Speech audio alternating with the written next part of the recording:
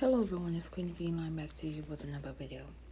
This video is an update pertaining to the Ralph Yarl case, the 16-year-old child who was unfortunately injured last week as he went to the wrong address while picking up his twin siblings. Before I begin with the new developments and my commentary, I would like to send my continued support to the Yarl family and to the community of Kansas City as new developments surface about this unfortunate incident and case. So let us dive right in. Andrew D. Lester made his first court appearance on April 19, 2023, for a 10-minute hearing, in which not guilty on felony charges of assault in the first degree and armed criminal action. As previously reported, Lester was given a $200,000 bond, but because of the required 10%, he was able to make bond and was released on April 18th, 2023, the same day that he surrendered to authorities. Conditions of Lester's bond include turning over his passport, in addition that he cannot own his own firearm and must have no contact with Ralph Yarl and his family. No date was set for a preliminary hearing. According to new reports, Lester informed officers that words were not exchanged between him and 16-year-old Ralph Yarl. In addition, it was confirmed that a detective wrote in the probable cause statement that he noticed a security camera system in the home and took the hard drive to preserve any evidence, but later found the equipment had last captured video in June and was no longer functional.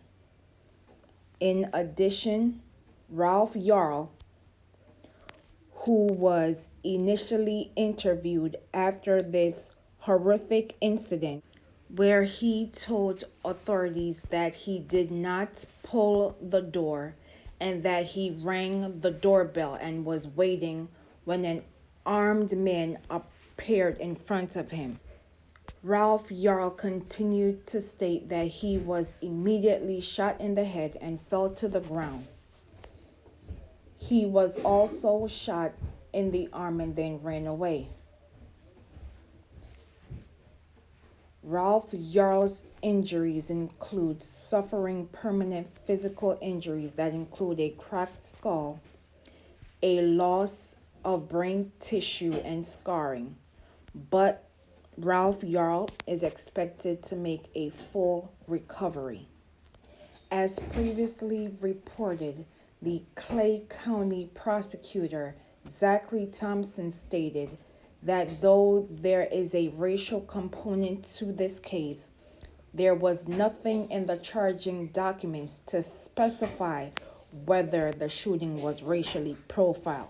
As previously stated, this case does have racial components, as the victim is a 16-year-old child.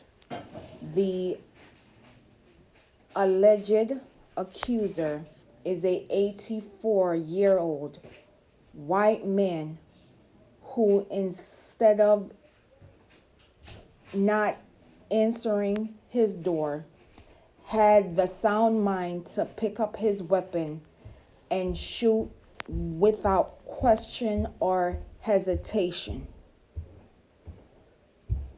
It is the fact that after this initial incident, he did not render aid to this child.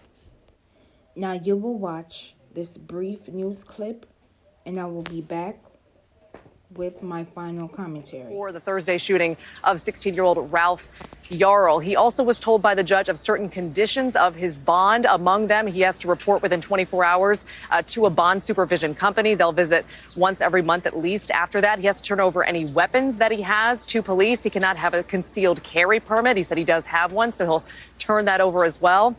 And then finally, and of course we expected this, he can have no contact with Ralph Yarl and his family. His attorney saying they will work with authorities immediately to make sure all of those procedures are followed. And with that, Ralph Yarl and his attorney exited through that same private entrance. We have producers and crews circling the courthouse, so if they even poked their heads outside, we hope to hear of that soon. But it was a quick hearing, Peter, with a lot of updates, as you said. Maggie, you also spoke to the neighbor who says that he helped Ralph Yarl after he was shot. What did he tell you? Yeah, we know, Peter, that Ralph Yarl, after he was shot, went running for help. His family said that he begged for help at basically 3 homes. And finally, a neighbor yelled at him to get on the ground and put his hands in the air. Ralph, this wounded kid, they say complied. At that point, that's when James Lynch, a separate neighbor from all that commotion before, says he basically heard the yelling. He came running. He hopped a fence. And he says he got down next to this teenager who he could tell obviously was gravely wounded, stayed with him till paramedics arrived. Here's part of what he told us. Take a listen. He wasn't alone. He wasn't by himself. Somebody cared.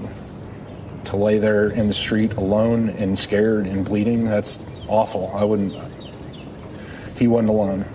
I was with him as soon as I knew he needed help, I was there. And I was there with him until the right people were there to make sure that he was okay. The road to recovery is going to be a long one, not only for Ralph Yarl, but for his family in the days, weeks, months, years, and decades to come. The fact that a simple pickup of siblings going to the wrong address should not result in an injury so severe that a child received physical injuries in addition to a cracked skull, loss of brain tissue, and scarring.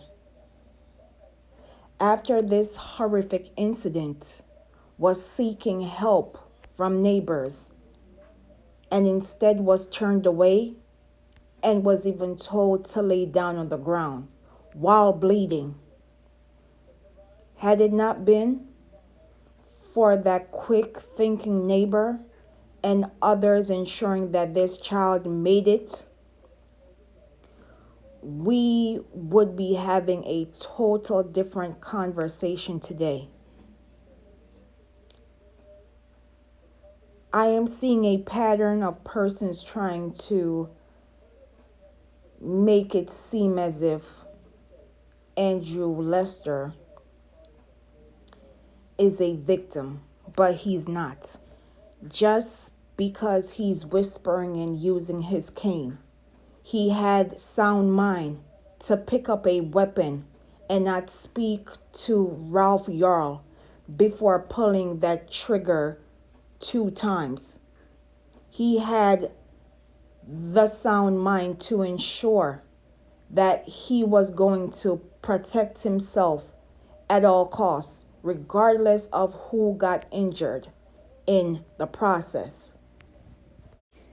It is also convenient that the security system did not preserve any evidence during this horrific incident.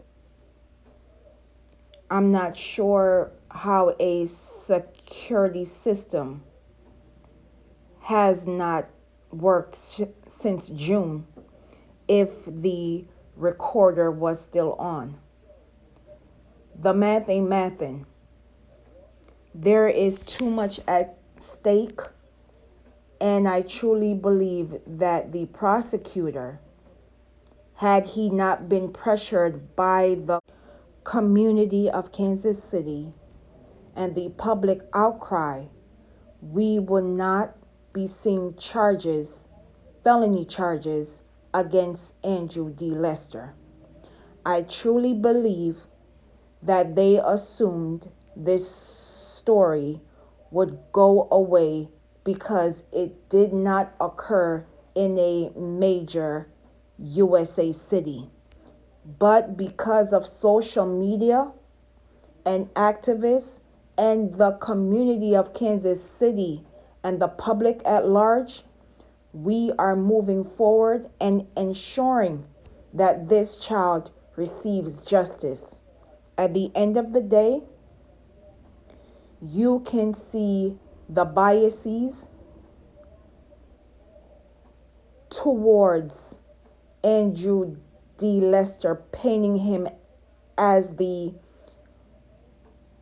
old man who was afraid and trying to dismiss the injuries, not only physical but emotional and psychological injuries that Ralph Yarl faced last week. We cannot forget that this is a 16-year-old child and that he is not an adult. I've said this before and I will say it again. The adultification of Black children does have a negative impact that can traumatize and hurt Black children, not only in the short term, but in the years and decades to come. And if we as society, regardless of sector, do not address this dangerous rhetoric, we will continue to see the end results in which our children will have to unfortunately pay the price with their lives because society deems them as an adult when they are children. How many of these stories must we read and see before we within the community do something about it?